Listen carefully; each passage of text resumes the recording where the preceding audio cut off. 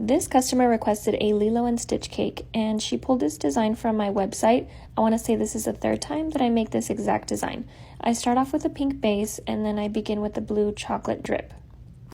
Every time I post a chocolate drip cake, I get asked in the comments how I made it or what's the recipe. I actually have never shared it before, but it's the easiest thing in the world. Once you melt your chocolate and get that perfect consistency, you add water.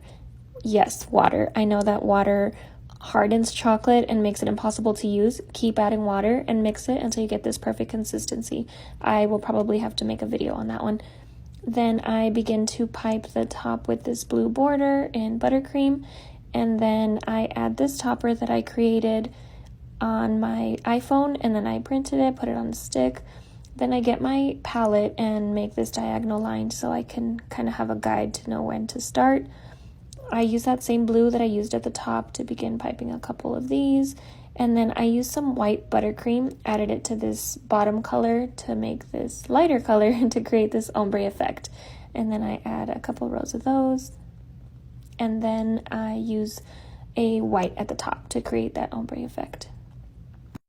Side note, I typically only use 1 pack of butter for an 8-inch cake like this, but because of all the added piping on the side, I did have to use 1.5 boxes of butter. I go ahead and add the fondant seashells that I had made out of my silicone mold. It makes it super easy to just pop out and stick them on the cake. And then at the bottom, I do a sand effect. I like to make a big batch of this. I get a big pack of graham crackers, put it in the blender, and then just keep it in a closed container and only bring it out when I need to use it. I add some white sprinkles on top, and it's done.